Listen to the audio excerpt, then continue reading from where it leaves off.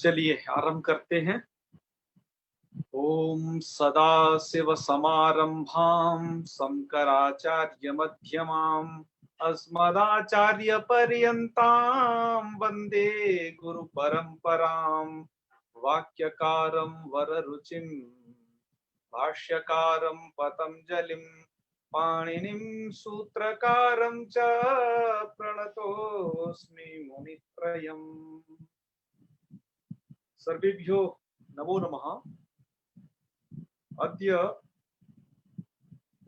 एकः नूतनः विषयः अत्र विसर्गसन्धौ वर्तते। यद्यपि हसी च अथ च रोरी इति अनयोः सूत्रयोर्विषये भवद्भिः प्राक् पठितम्, किन्तु यत्र स्थले रोरी हसी च इति सूत्रयोः युगपत् प्राप्ति भवति।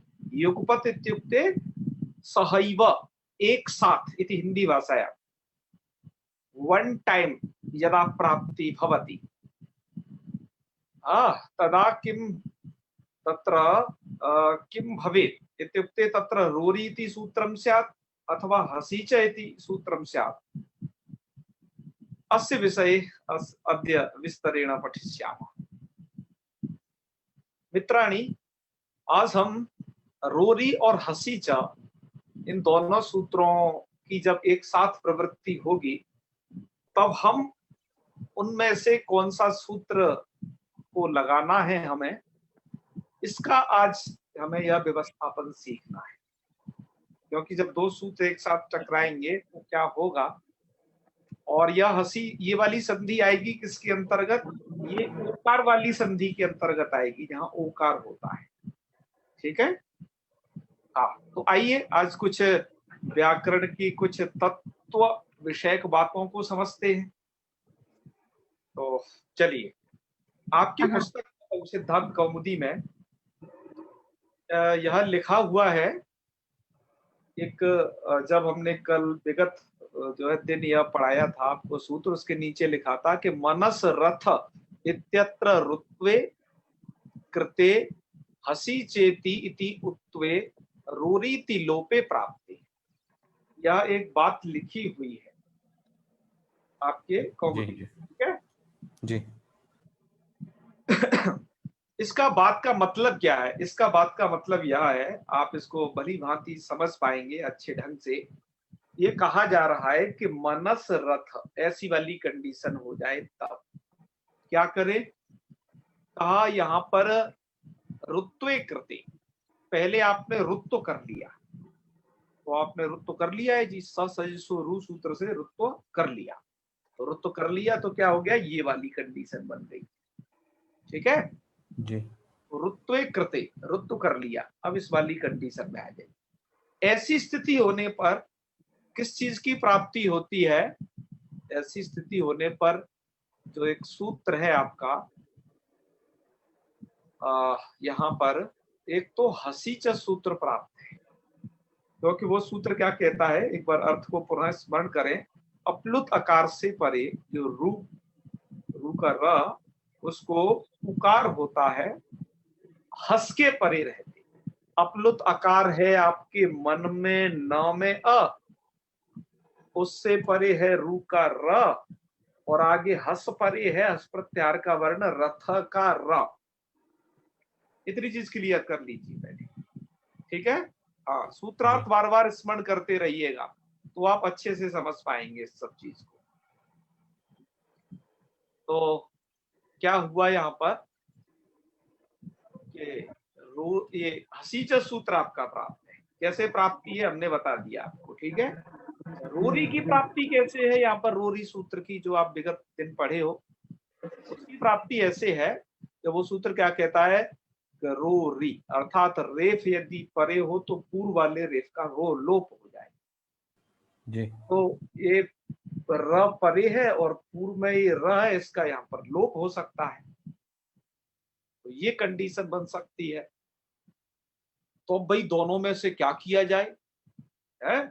तो इस पंक्ति में इसी की प्रस्तावना की गई है, ऊपर वाली पंक्ति में। कि मनस रथ इत्यत्र रुत्वे कृते, रुत्व कर लिया मतलब आपने शस्त्र रू लगा लिया, और हसी चैती उत्वे और रोरी चैती लोपे प्राप्त, दो चीज एक साथ प्राप्त हो। क्या क्या प्राप्त जी। होंगी? हसीचा से उत्व हसी और रोरी से लोप एक साथ प्राप्त हो। तो जब दोनों जी। चीज एक साथ प्राप्त हैं तो क्या किया जाए? का जी तो फिर इसका निर्णय करने के लिए अग्रिम सूत्र उपस्थित होता है, और सूत्र का नाम है विप्रतिषेधे परम कार्यम। कौन सूत्र है ये? विप्रतिषेधे परम कार्य। सूत्र का अर्थ क्या है? हम सूत्र का अर्थ पहले समझें। सूत्र में जो विप्रतिषेध नाम का यह पद दिया गया है, इस विप्रतिषेधे का ही अर्थ जो है वृत्ति में तुल्य बल विरोधे यह किया गया है। एक बार फिर ध्यान से सुनेंगे, ठीक है? हाँ, जी। जो विप्रतिषेधे यह जो शब्द है, इसका अर्थ क्या किया गया है वृत्ति में? तुल्य बल विरोधे, ठीक है? तुल्य बल विरोधे यह उसका अर्थ है, ठीक है जी। जी। तो तुल्य बल विरोधे, तो तुल्य बल विरोध होने पर क्या होता है? परम कार्यम। तो इसका अर्थ कर दिया तुल्य बल विरोधे परम कार्यम स्यात्, कि जब तुल्य बल विरोध होता है तो पर कार्य कर लेना चाहिए। तुल्य बल विरोध होने पर वाला कार्य कर लेना चाहिए। पर वाला कार्य का जी। मतलब है कि अष्टाध्यायी के सूत्रों में जिसका नंबर बाद में है, पर मतलब वो जिसका नंबर बाद में आ जाएगा, तो वो वाला आपको कार्य कर लेना चाहिए, ठीक है जी। जी। तुल्य बल विरोधे परम कार्य, अर्थात पर में जो सूत्र होगा, जो सूत्र संख्या देख लेना वहां पर, वो कार्य आपको कर लेना है। ओके, जी। ये बात क्लियर हो गई होगी आपको। अब इसको थोड़ा और ढंग से समझते हैं कि ये तुल्य बल विरोध है क्या। आप जिसको विप्रतिषेध कह रहे हैं, है ना, वो तुल्य बल विरोध है, और उसका अर्थ वृत्ति में लिखा है, वो तुल्य बल विरोध है क्या? तो हमने उसको यहाँ पर लिखा हुआ है कि कह तुल्य बल विरोध, प्रश्न है कि तुल्य बल विरोध है क्या। तो उसका हमने यहाँ ये लिखा कि परस्पर विरोधी सूत्रयो हो, अर्थात दो परस्पर विरोधी सूत्रों, वो स्वस्व प्रवृत्ति योग्य स्थले स्वतंत्र रूपेण चरितार्थता, अर्थात परस्पर विरोधी जो सूत्र हो, उनकी स्वस्व प्रवृत्ति योग्य स्थले, उनकी खुद की प्रवृत्ति योग्य जो स्थल है, वहां पर उनकी स्वतंत्र रूप से चरितार्थता हो, अर्थात वो सूत्र स्वतंत्र रूप से वहां पर लग गए हो। है, मैं इसको और क्लियर भी करूंगा, आप लोग चिंता नहीं करें, अब इसको शब्दावली को समझें। तो परस्पर विरोधी सूत्रयो हो स्वस्व प्रवृत्ति योग्य स्थले स्वतंत्र रूपेण चरितार्थ, वो स्वतंत्र रूप से चरितार्थ हो, मतलब एक दूसरे से टकराव की स्थिति न बनी हो उनकी, पहले तो है अपने अपने प्रवृत्ति योग्य स्थल पर, किंतु एकत्र स्थले उभयो प्राप्ति तुल्य बल विरोधा, किंतु एकत्र स्थल पर अर्थात कोई एक स्थल ऐसा आ गया, वहां पर उभयो प्राप्ति, दोनों की प्राप्ति एक साथ हो जा रही है। उभयो प्राप्ति, यहाँ पर उभयो प्राप्ति में ये एक चीज और जोड़ लेना, उभयो युगपत प्राप्ति, दोनों की एक साथ प्राप्ति हो जाना, वो तुल्य बल विरोध होता है। हम इसको ये नियम समझ करके अब उदाहरण के माध्यम से भी समझते हैं, ठीक है। हाँ, तो क्या होना चाहिए? दो विरोधी सूत्र। तो यहां पर देखा आपने, इस वाली कंडीशन पर आपका हसीचा सूत्र और रोरी सूत्र दोनों एक साथ लग रहे हैं जी। सबसे पहले तो हमें ये देखना है, ये विरोधी सूत्र हैं, यस यस हैं, तो वो दोनों विरोधी सूत्र क्या अपने अपने स्थल पर स्वतंत्र रूप से चरितार्थ हैं? पहली लाइन की तरफ ध्यान देंगे, परस्पर विरोधी सूत्रयो हो स्वस्व प्रवृत्ति योग्य स्थले स्वतंत्र रूपेण चरितार्थता, क्या वो विरोधी सूत्र अपने प्रवृत्ति योग्य स्थल पर स्वतंत्र रूप से चरितार्थ हैं? आइए हम चेक करते हैं, है ना। आपने देखा था कि हसीचा सूत्र शिवो बंध्या में लगा था, वहां पर रोरी सूत्र प्राप्त हो ही नहीं सकता था। क्यों नहीं प्राप्त हो सकता था? क्योंकि पर में वंद्या का वह है, र पर में नहीं। जी। पूरी तो रेत के परे रहते ही लगता है ना, तो जी। बिल्कुल। तो हसीचा एक ऐसे स्थल पर लग चुका है जहां रोरी लग नहीं सकता था। अपने प्रवृत्ति योग्य स्थल में स्वतंत्र रूप से चरितार्थ है यह सूत्र। ऐसे ही अब हम दूसरा सूत्र देखेंगे। विरोधी सूत्रों को दोनों को देखना है, क्या क्या वो अपने प्रवृत्ति योग्य स्थल पर स्वतंत्र रूप से चरितार्थ हैं। तो हमने हसीचा देखा ये चरितार्थ है। अब रोरी को चेक करिए कि रोरी पुनः में लगा था। रोरी कौन सी जगह पे लगा था? अभी पुनः में लगा था, है ना? जी। अच्छा, और भी 3 प्रयोग उसके साथ है, वो मैंने दिए नहीं है, एक ही लिखा है यहाँ पर, आप और समझ लेंगे उसे। अब यहाँ पर क्या है? पुनः में जो रोरी लगा, यहाँ हसीचा बिल्कुल लग नहीं सकता, क्योंकि हसीचा कब लगता है? वो रू के, जब रू का र होता है उसे ऊ करता है। लेकिन मैंने आपको बार बार बताया है कि पुनर् जो र है वो रू का र नहीं है, बल्कि वो इस अपने शब्द का स्वाभाविक र है। जी। स्वाभाविक र होने से हसीचा यहाँ लग नहीं सकता पुनर्रमते में। यहाँ तो रोरी ही लगना है। पुनर्रमते ऐसी स्थिति होगी तब कौन लगना है? रोरी ही रोरी। लगना है। तो रोरी सूत्र एक ऐसे स्थल पर चरितार्थ है जहां पर हसीचा नहीं लग सकता था, रोरी अपना लग गया। चरितार्थ का मतलब वो सूत्र वहां पर अपनी कंडीशन बना लिया, ठीक है, वो लग चुका है वो। जी। तो दोनों सूत्र चरितार्थ हैं। कैसे कैसे स्थल पर? स्व स्व प्रवृत्ति योग्य स्थले, अपने प्रवृत्ति के योग्य स्थलों पर दोनों चरितार्थ हैं, कोई टकरावत नहीं है पहले तो। लेकिन अब एक कंडीशन ऐसी बन जा रही है, ये मनस रथा वाली, कि यहां पर ये दोनों सूत्र एक साथ अब चरितार्थ हो, मतलब दोनों सूत्र एक साथ लग रहे हैं। तो नीचे वाली पंक्ति पर फिर ध्यान देंगे, किंतु एकत्र स्थले उभयोः प्राप्ति, उभयोः युगपत प्राप्ति। किंतु एक स्थल ऐसा आया कि यहां पर इन दोनों की क्या होगी? एक युगपत, अर्थात एक साथ प्राप्ति हो। अर्थात यहां पर हसीचा भी लग सकता है, क्योंकि मनस में आप देख रहे हो मन र रथा जब हुआ तो ये र है, ये रू का र है, जी। और उसके बाद हस परे है, और अपलोत आकार भी है, पूर्व में मन में न में अ, हसीचा लग सकता है। अच्छा, रोरी भी लग सकता है, क्योंकि रथ का र परे है और पूर्व में र है। तो अब हमें निर्णय करना है इन दोनों में से क्या हो, ठीक है? तो जी। आपका इस बात को मैं जो बता रहा हूं आज लोग ध्यान से सुनेंगे, ठीक है? लेटे लेटे बैठे, खाते पीते इत्यादि अन्य जगह पर अपने चित्त को न ले जाइए, इस जगह लाइएगा।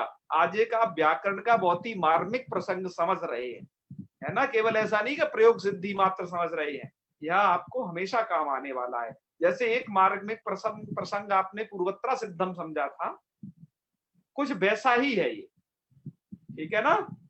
जी। चलिए, तो ध्यान से सुनेंगे, इधर उधर अपने चित्त को न लगाएं।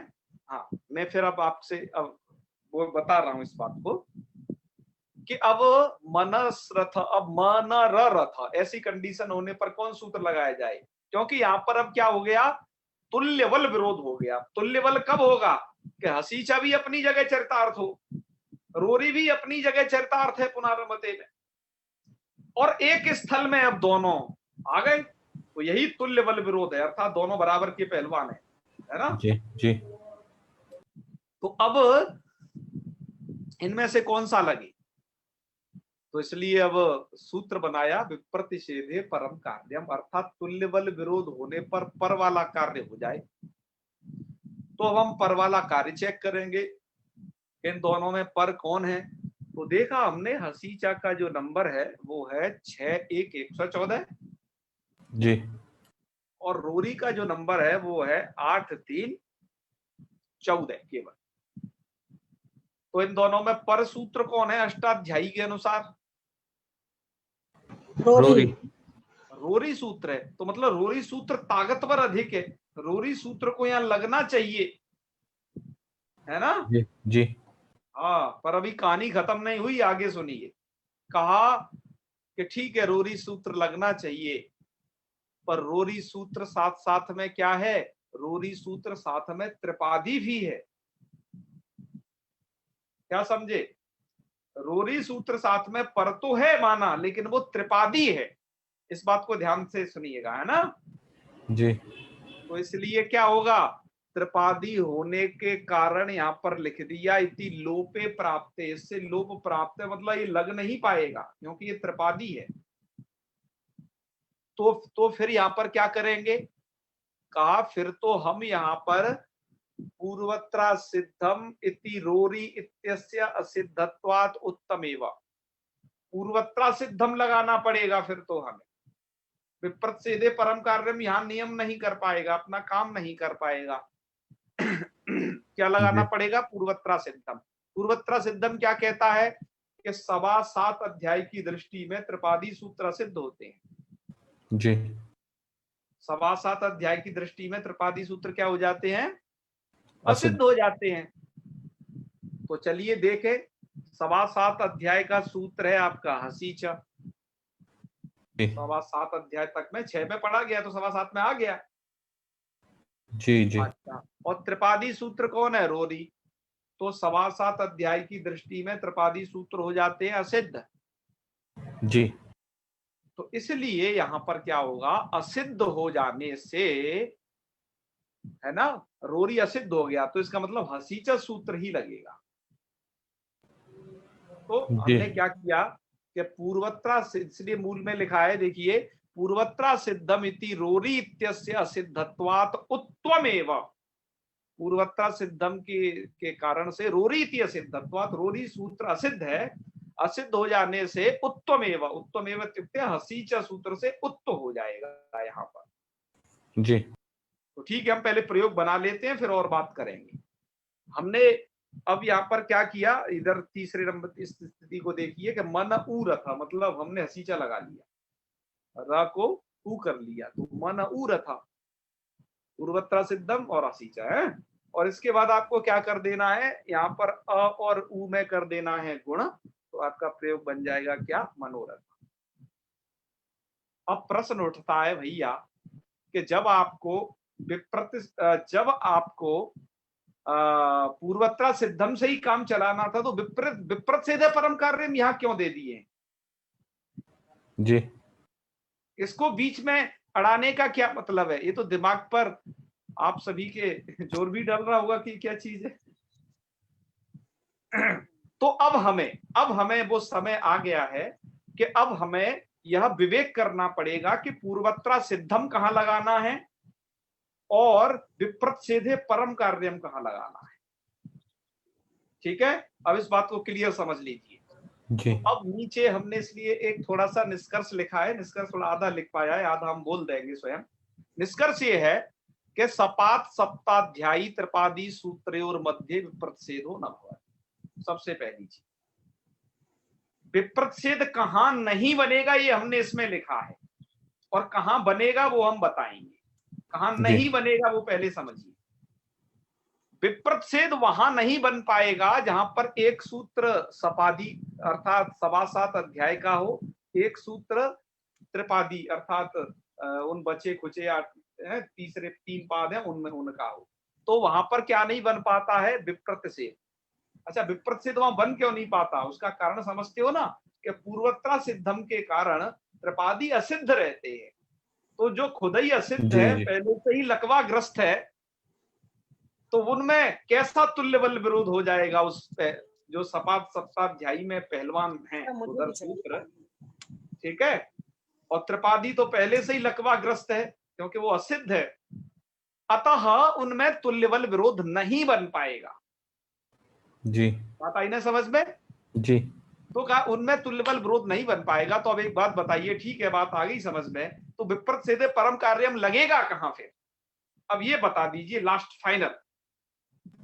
तो कहा विप्रत सीधे परम कार्यम जहां लगेगा वो केवल 7.25 अध्याय में ही लगेगा, 7.25 अध्याय में ही, अर्थात जो सपात सप्ताध्यायी के सूत्र हैं उनमें ही वो क्या करेगा कि पूर्व सूत्रों की अपेक्षा पर सूत्र बलवान होता है। क्या वो सूत्र क्या कहेगा, तुल्यबल विरोधे परम कार्यम स्यात्। तो परम कार्यम कहां का परम कार्यम स्यात्, के सपात सप्ताध्यायी के ही भीतर के, मान लीजिए कि जैसे हसीचा सूत्र है आपका 6.1.114 का, और इसके बाद ही कोई सूत्र हो यदि 6.1.115 अथवा 6.1.120, तो वो सूत्र इससे बलवान हो जाएगा हसीचा से, क्योंकि जी वो 7 अध्याय के ही भीतर का है। जी तो इसका मतलब फाइनली ये निकला, प्लीज ध्यान से सुने, क्या निकला कि विप्रच्छेदे परम कार्यम की प्रवृत्ति वहीं पर होगी जहां पर 7 अध्याय के ही का ही वह सूत्र होंगे 2, तो उनमें से पर वाला काम कर दिया जाएगा। जी तो इसका मतलब क्या हुआ कि विप्रच्छेदे परम कार्यम अभी यहां लग नहीं पाया है, आगे जब लगेगा कहीं है तो हम उसको एक बार, इसी विषय को आपको एक बार और संक्षिप्त रूप में और रख देंगे वहां पर, इससे आप समझ पाएंगे। तो निष्कर्ष क्या निकला? निष्कर्ष यही निकला कि 7 अध्याय की दृष्टि में त्रिपादी सूत्र सिद्ध होते हैं। इस कारण से हसीचा सूत्र 7 अध्याय का है, रोरी त्रिपादी है, रोरी सूत्र सिद्ध हो गया।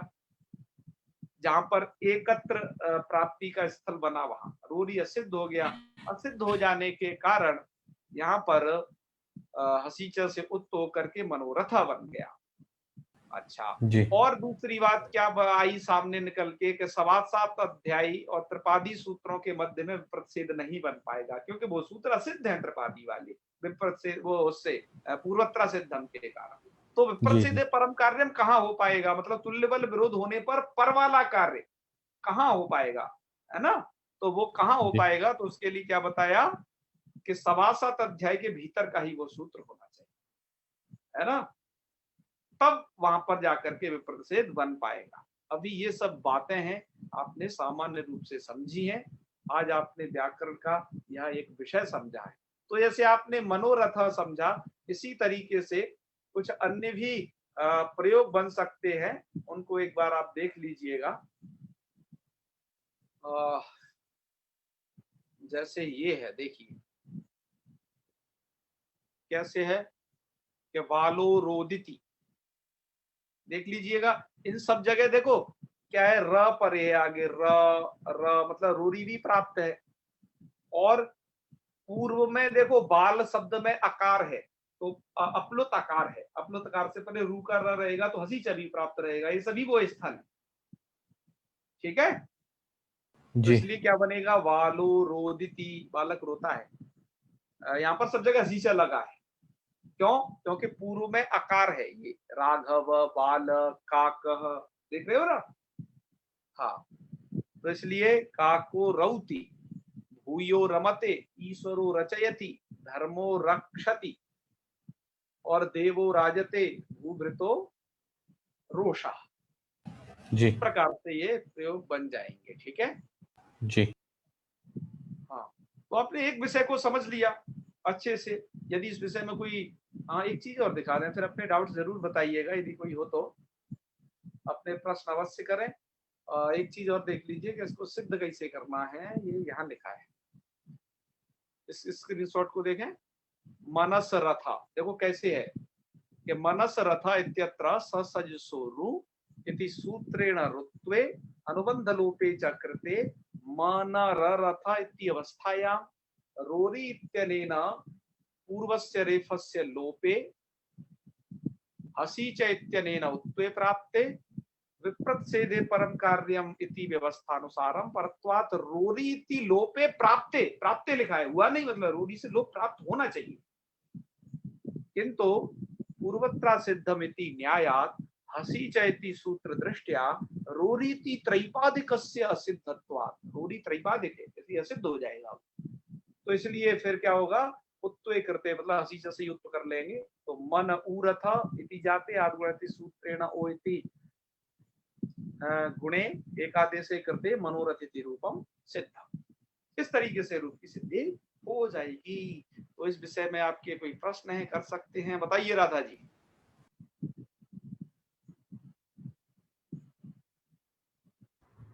नाम लीजिएगा, है ना? सर नमस्कार जी। जी जी नमस्कार। हाँ जी सर, ये आएगी तो उत्तु संधि के अंतर्गत ना? हाँ बता दी ना, ओ जहां होगा। ठीक है, बस यही पूछना था। बिल्कुल बिल्कुल वही आएगा। आचार्य जी, एक मैं बस डाउट क्लियर कर ले रहा हूँ, पुरुषोत्तम जी का फिर नाम लूंगा उसके बाद। तो ये पूर्वत्रा सिद्धम के कारण वो असिद्ध है, इसका मतलब ऐसा भी समझ सकते हैं क्या कि अगर मान लीजिए कि रोरी सूत्र लगा भी दिया हाँ तो भी हर्षिचा को तो वो लोभ दिखेगा ही नहीं क्योंकि असिद्ध है। हाँ, यस यस, बिल्कुल यही बात है। कोई अगर फायदा लोभ नहीं होने वाला, इसलिए लगाना नहीं है। जी जी, और शास्त्रम असिद्धम, शास्त्र सिद्ध हो जाएगा। जी, और सेम बात जो है वो फिर जैसे केवल सपादी में ये विप्रतिषेध हो वाला बात चलेगा, यस, और बिल्कुल पूर्वोत्तर बिल्कुल। सिद्धम के कारण चूंकि सपादी और त्रिपादी के बीच नहीं चल पा रहे, तो सेम चीज जो है वो त्रिपादियों में भी होगी, क्योंकि त्रिपादियों में भी फिर आगे आगे वाले सूत्र पहले वाले के लिए सिद्ध है। त्रिपादियों में तो खैर पूर्वत्र सिद्धम खुद ही बता दिया है कि पूर्व खुद ही के सिद्ध प्रति है। पर वाले शास्त्र सिद्ध होंगे। सपादियों में वो कुछ कहा नहीं था। सपादियों में खुद में लड़ाई झगड़ा होगा तब क्या करना है, उनके विषय में कुछ नहीं था। तो आप म्यूट हो गए हैं, अतः उनके विषय में बताने के लिए इस सूत्र को रखा है कि त्रिपादियों में वो सॉरी सपादियों में कौन बलवान होगा, तो उसके लिए विप्रत सेदे परम कार्य हमको स्मरण कर लेना। जी ठीक है। पुरुषोत्तम जी।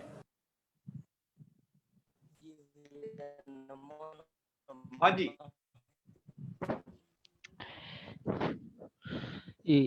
एक प्रश्न तो अभी सूर्यकांत जी ने अभी फाइनल कर दिया, और 2-3 प्रश्न है। एक प्रश्न है कि जब यहाँ पे विप्रतिषेधे परम कार्यम का कोई कार्य नहीं था, जब पहले से ही इन्होंने बता दिया है कि पूर्व शास्त्र के प्रति पर शास्त्र सिद्ध होता है, तो पहले से ही ये प्राप्त था कि हसी प्राप्त है, रोरी के यहाँ पे कोई आवश्यकता नहीं है। हाँ, जी, तो फिर भी इसे ज्ञान की दृष्टि से यहाँ पर रखा गया है। आगे इसका हालांकि प्रयोजन नहीं है, प्रयोजन आगे होगा।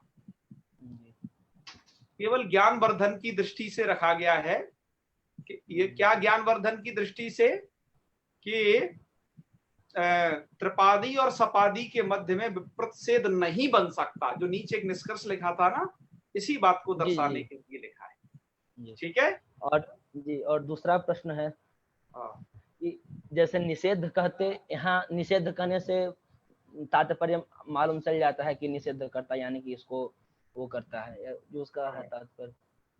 तो यहाँ विप्रतिषेध एक निषेध होता है, एक प्रतिषेध होता है, और यहाँ विप्रतिषेध करने का तात्पर्य क्या है? विप्रतिषेध का क्या अर्थ मैंने बताया, बताइए विप्रतिषेध का क्या अर्थ है? तुल्य बल विरोध। तो फिर आप उसे निषेध क्यों कह रहे हो? निषेध अलग चीज है। ठीक है जी। हाँ, इसलिए समझना, इसलिए मैं पहले ही क्लियर करके चला था कि सूत्र में जो विप्रतिषेध पद है उसका अर्थ वृत्ति में तुल्य बल विरोध किया गया है। उपसर्गों से धातुओं के अर्थ चेंज हो जाते हैं, इसलिए आप ये नहीं समझो कि एक जैसा अर्थ कर लो सब जगह। नहीं, बस उसी का निराकरण कर रहे थे।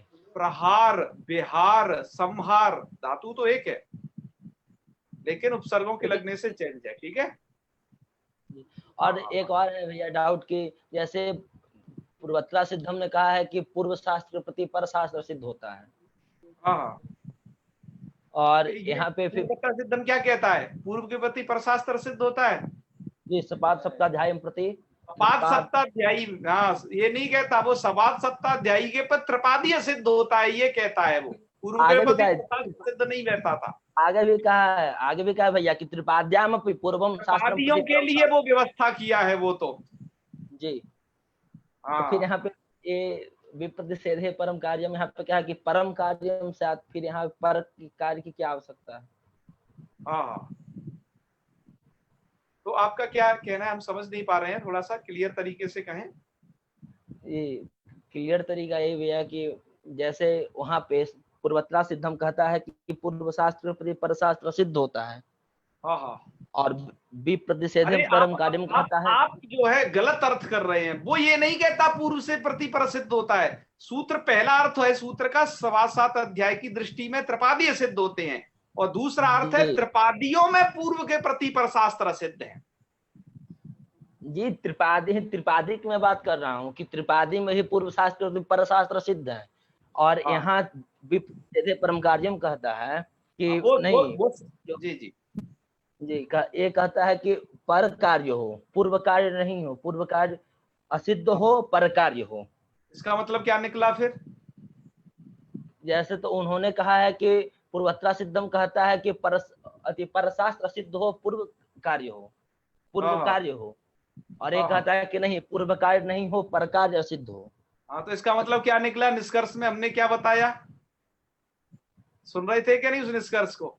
जी सुन रहे थे, वही थोड़ा सा हमें डाउट लग रहा था। इसका मतलब यही निकला कि इसलिए पता चले, इससे ही पता चलता है कि पूर्व के प्रति जो परशास्त्र मतलब बलवान होगा, मतलब विप्रतिषेधे परम कार्यम के कारण होगा, वो उसकी प्रवृत्ति 7वां अध्याय में होगी। अर्थात 7वां अध्याय के जो सूत्र है वहां पर विप्रतिषेधे परम कार्यम यह कहता है कि पूर्व जो है विप्रतिषेध होने पर पर वाला कार्य होता है, मतलब पर वाला सूत्र बलवान होता है पूर्व सूत्र की अपेक्षा।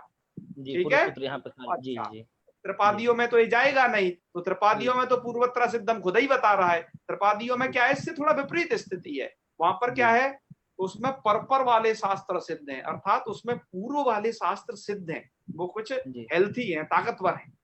जी जी समझे व्यवस्था दोनों की कि कौन कहाँ लगेगा। तो पूर्वत्र सिद्धम का एरिया क्या हो गया, 7वां अध्याय से त्रिपादियों में असिद्धता बतलाना और त्रिपादियों में खुद भीतर असिद्धता बतलाना। और विप्रतिषेधे परम कार्यम कहाँ होगा, बस केवल त्रिपादी में। त्रिपादी में केवल सपादियों में कहाँ होगा केवल सपादियों में। ठीक है, इस स्थिति को समझ लेना। हम इसको, इस चीज को बहुत अच्छे तरीके से स्लाइड हेड बना करके कायदे से इसलिए बताए कि छात्र जिंदगी भर भ्रांत रहता है, जिंदगी भर कि ये दोनों सूत्रों को बनाने का मतलब क्या है, एक जैसी बातें लग रही हैं। जी वही थोड़ा सा डिस्टर्ब करता है। वही आपको बताना है कि एक जैसी बात नहीं है, बिल्कुल अलग अलग हैं।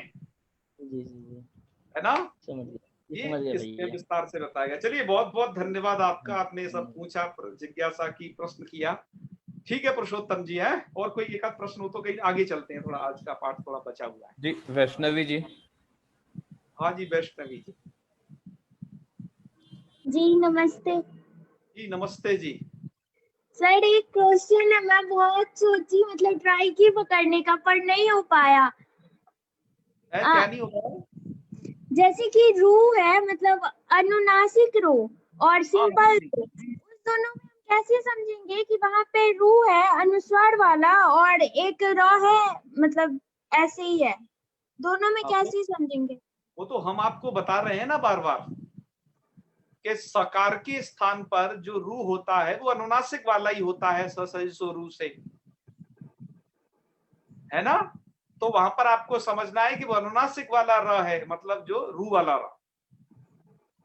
अच्छा, और जहां पर जो स्वाभाविक रकार है वो हमने आपको गिनवा दिए हैं, वे 3-4, जैसे पुनर है, प्रातर है, इस प्रकार के शब्द स्वाभाविक र वाले गिनवा दिए हैं।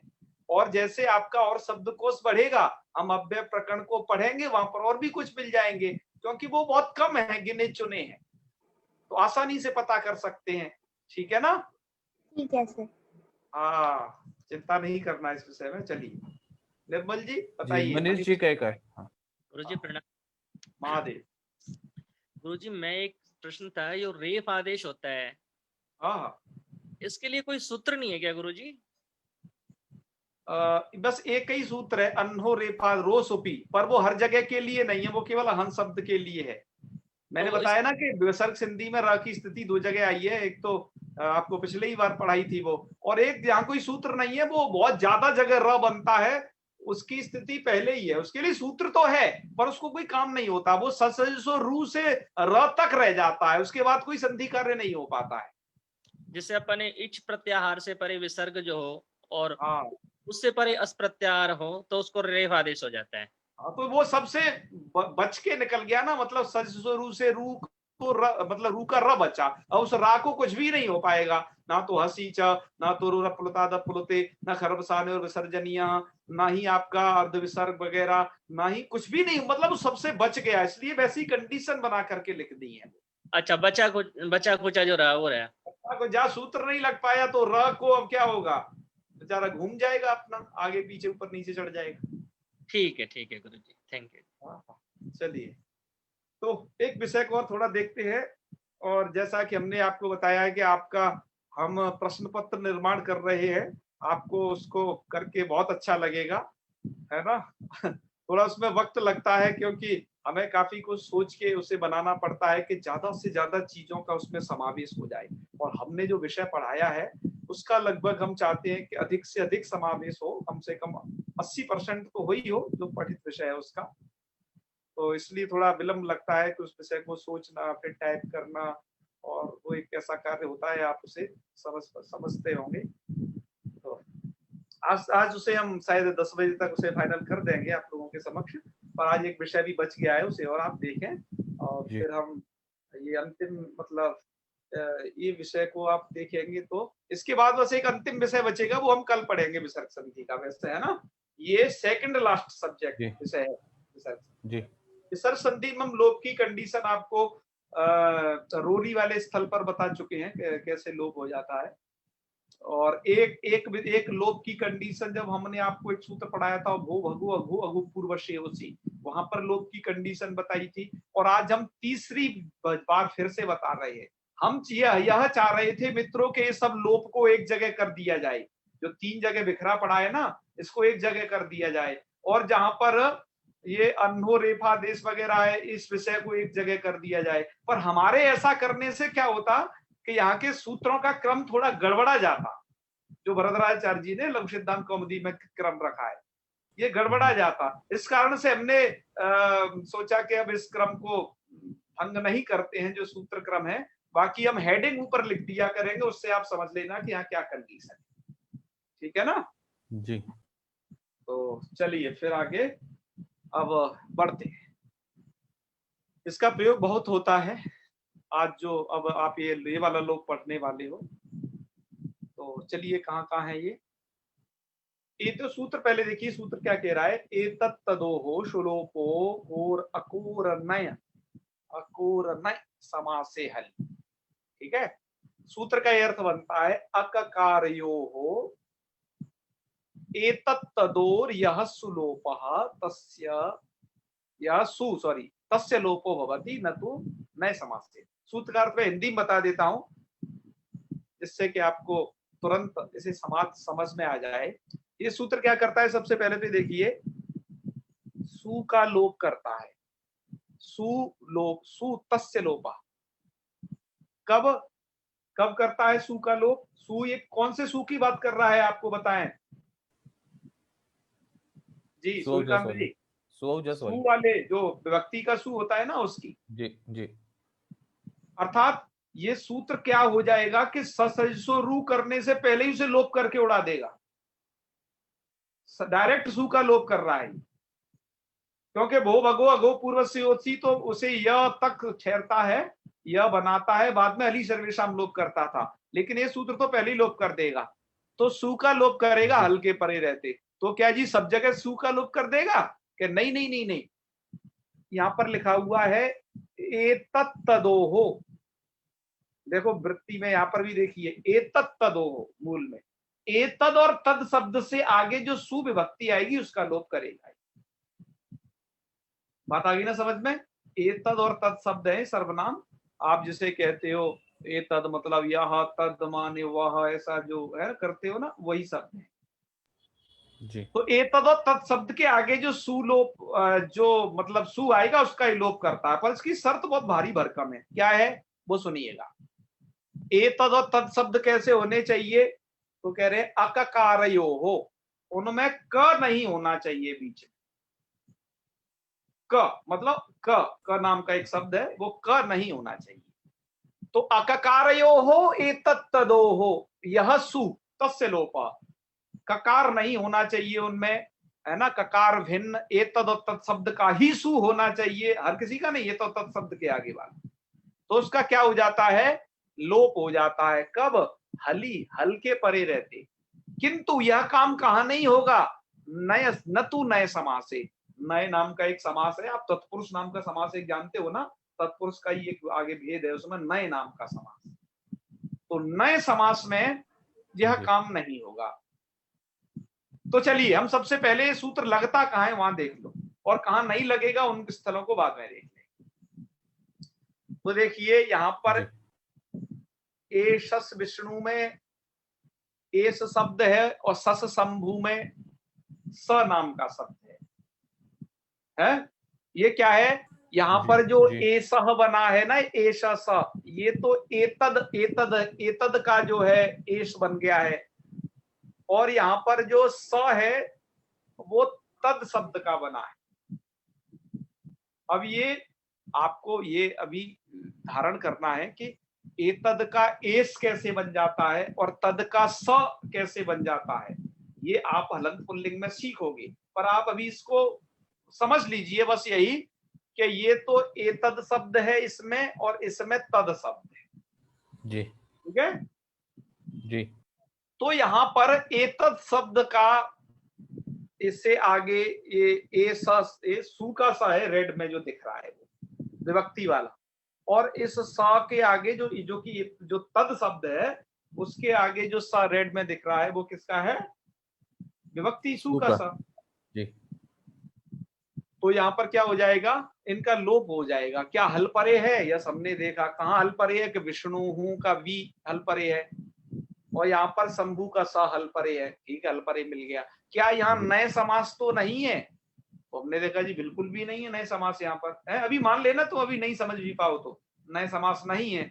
अच्छा, क्या ये ककार भिन्न एतद और तद शब्द है जहां पर ये आप लोप कर रहे हो? हाँ बिल्कुल, यहाँ तो हमें ककार दिखाई नहीं दे रहा है कहीं पर, तो ये ककार भिन्न एतद और तद शब्द है। तो इसका मतलब फाइनली क्या हुआ? सू का लोप कर दो। आपने सू का जो सा है उसको डायरेक्ट उड़ा दिया, तो एस विष्णु और सा शंभु।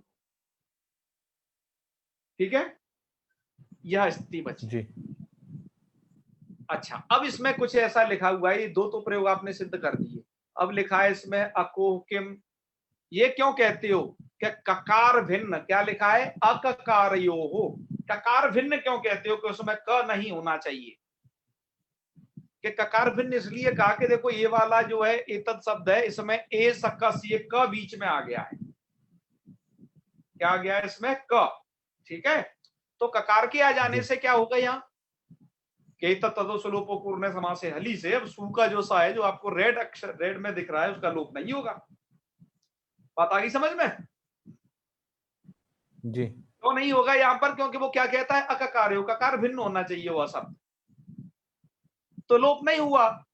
तो लोप नहीं होगा तब भैया क्या करे? तो लोप नहीं होने पर हम क्या करेंगे? तो सूर्यकांत जी आप थोड़ा बताते जाइए आगे क्या क्या करना है। जी, रू हो जाएगा उसका सू का। रू किया सबसे पहले, मैंने आज सूत्र नहीं लिखे हैं, आप लोगों के लिए बचा रखा है। और रू को फिर क्या हो जाएगा? जी जी, उसको ऊ हो जाएगा उसके बाद। कौन सूत्र से? ये वाला है, क्या है सूत्र का नाम? हसीचा। आप अतोरप्लुताद नहीं, उसको तो अपलुत आकार पर में चाहिए, इसलिए हसीचा लगेगा। जी जी जी, हसीचा लगेगा तो जी ऊ हो जाएगा, उकार हो जाएगा जी। उसके बाद तो करके गुण हो जाएगा। रुद्रा। क्लियर बात आई समझ में? अच्छा, मैं आपसे पूछ रहा हूँ एतत् तदोसलोपो पूर्ण समास से हली यहाँ क्यों नहीं लगा? मतलब यहाँ सूखा लोप है यहाँ पर क है इसमें, है ना? ककार है, ककार भिन्न में ही लगता है वो। वेरी गुड, बहुत अच्छे। चलिए अब अगला किनसे पूछे?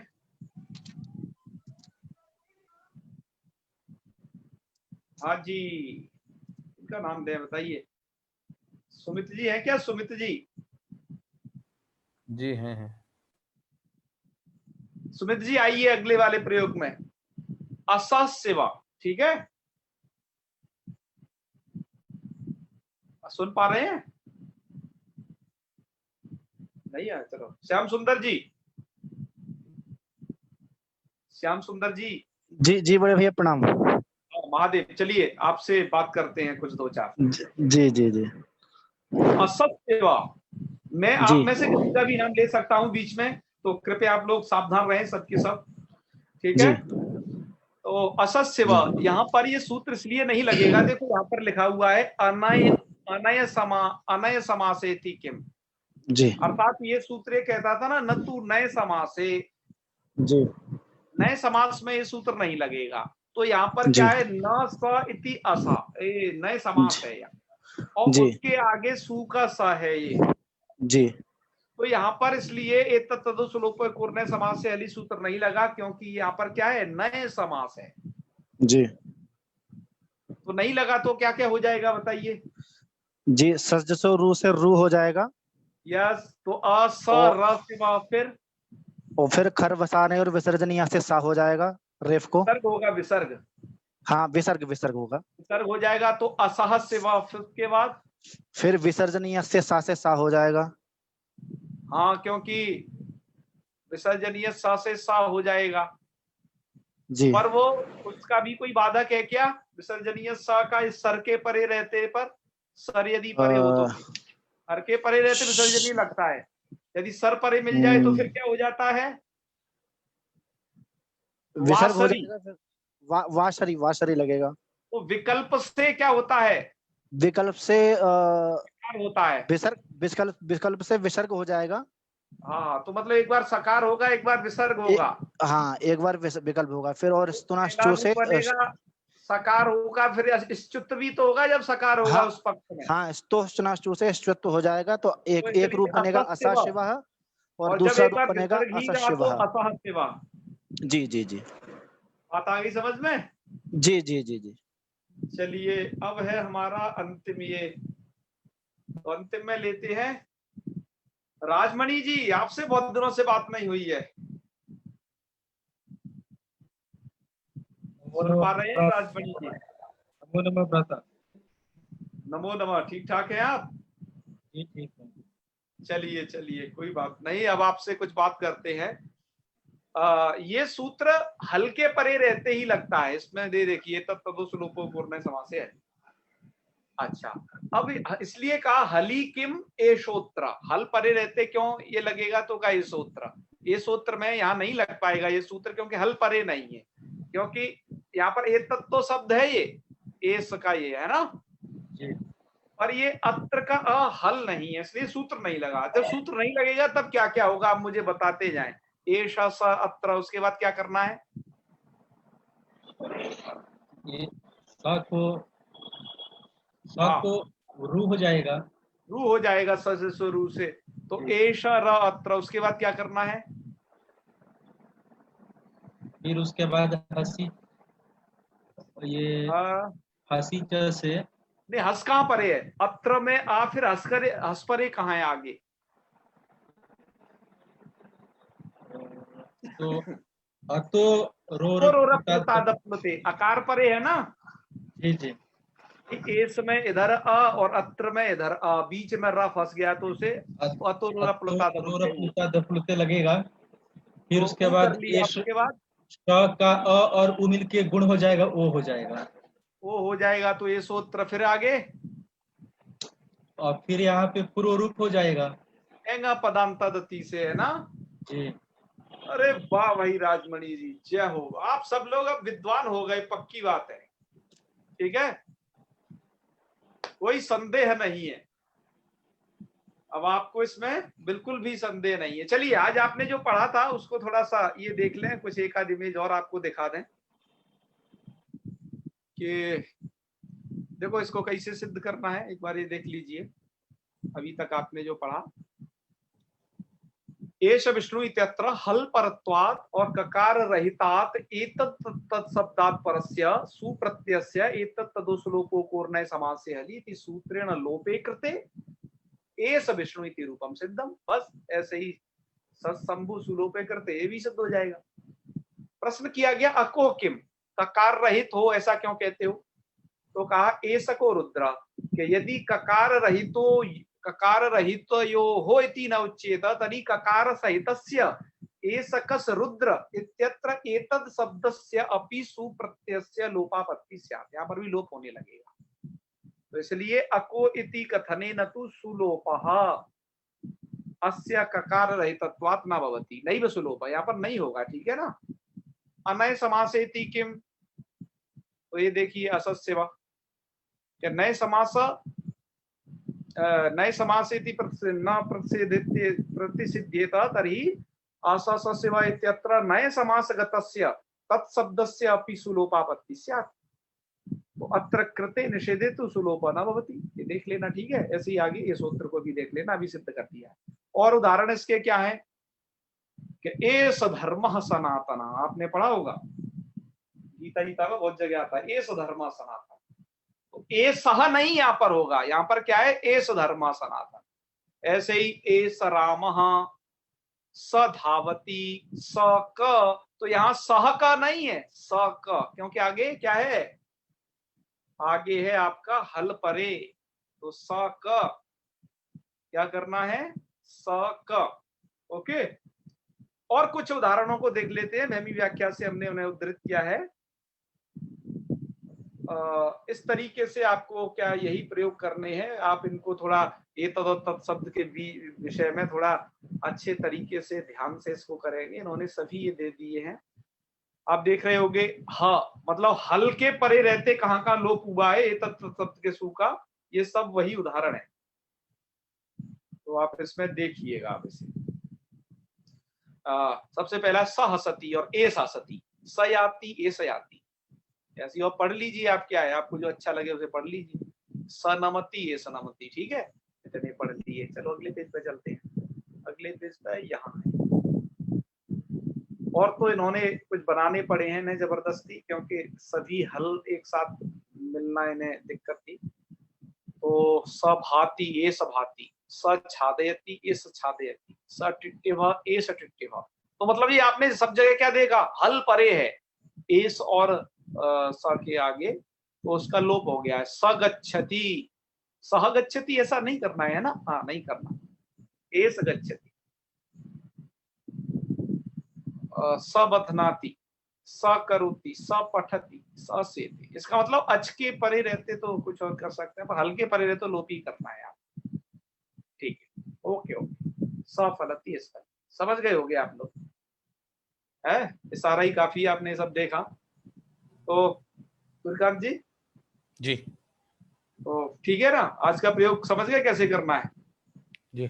अच्छा, एक प्रयोग होता है, मैं आपको थोड़ा बताऊं, क्योंकि हमने एक वीडियो देख रहे थे जो वहां से प्रकाशित है, तो उसमें किसी ने प्रश्न किया था। एक गणेश अथर्व शीर्षम है, उसमें एक जगह आता है सईषा गणेश विद्या गणकर्षि, तो वहां पर तो सईसा कर दिया है? क्या कर दिया? सही सा, सईसा गणेश विद्या गणकर्षि निश्चित गायत्री छंदः, तो सईषा कर दिया है। तो नहीं कर दी, वृद्धि संधि तो नहीं कर दी। हाँ तो कैसे कर दी, वही तो वहाँ से ही है। विसर्ग ईशा में तो सही है, किसी और जगह पर ऐसा हुआ है पादपूर्त ये। हाँ नहीं, यह है वहां पर, देखो वहां पर स पुल्लिंग शब्द नहीं है, वहां पर स्त्रीलिंग है, सा प्लस ऐसा, तो इसलिए वहां की दिक्कत नहीं है। वहां तो सा प्लस ऐसा मतलब शाह और विद्या के लिए है ना, तो इसलिए वहां तो वृद्धि संधि हो जाएगी, कोई दिक्कत नहीं है। वहां सह शब्द नहीं है, ये मुझे आपको बताना था, ठीक है ना। वहां पर क्या है, स्त्रीलिंग है, सा ऐसा आकार अंत सब, इसलिए वृद्धि हो जाएगी। तो चलो यही आपको पूछना था, तो आज यही तक रखते हैं, ठीक है। कल एक लास्ट बचा है तो उसको फिर करेंगे, हैं जी। चलिए तो समापन किया जाए जी। ओके। ओम सर्वे भवन्तु सुखिनः, सर्वे सन्तु निरामयाः, सर्वे भद्राणि पश्यन्तु, मा कश्चित् दुःखभाग् भवेत्। ओम शांति शांति शांति। सर्वेभ्यो नमो नमः। नमो नमः। शुभरात्रि। नमस्कार। नमो नमः गुरुजी। नमो नमो नमः। नमो नमः।